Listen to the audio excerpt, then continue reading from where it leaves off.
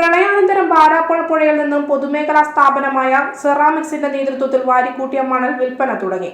7500 m³ മണലാണ് geology വകുപ്പിന്റെ pass മുഖാന്തരം വിൽപ്പന നടത്തുന്നത്.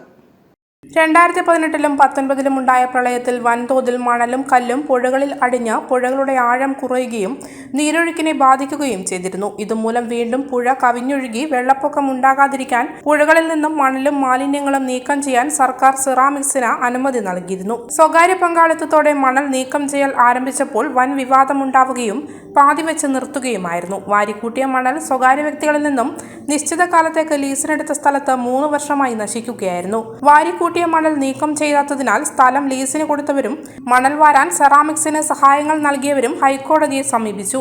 മണൽ വിൽപ്പന നടത്തി ബന്ധപ്പെട്ടവർക്ക് പണം അനുവദിക്കണമെന്ന് ഹൈക്കോടതി ഉത്തരവിട്ടു.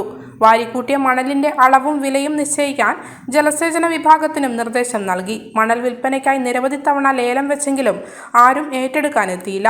വാരിക്കൂട്ടി വർഷങ്ങൾ കഴിഞ്ഞതിനാൽ മണൽ മണ്ണായി മാറിയിട്ടുണ്ടാകുമെന്ന കാരണത്താലാണ് കരാറുകാർ നിസ്സംഗത പുലർത്തിയത്. ഒരു m³ മണലിന് 1036 രൂപ കണക്കാക്കി അവസാനം നടത്തിയ ലേലത്തിൽ വിൽപ്പന ഒരാൾ ഏറ്റെടുക്കുകയായിരുന്നു. പായം പഞ്ചായത്തിലെ 3 ഇടങ്ങളിലാണ് മണൽ സൂക്ഷിച്ചിരുന്നത്. വാരിക്കൂട്ടി വർഷങ്ങൾ കഴിഞ്ഞതിനാൽ മണൽ കഴുകി മണ്ണും കല്ലും മറ്റു മാലിന്യങ്ങളും നീക്കം ചെയ്താണ് വിൽപ്പന ചെയ്യുന്നത്.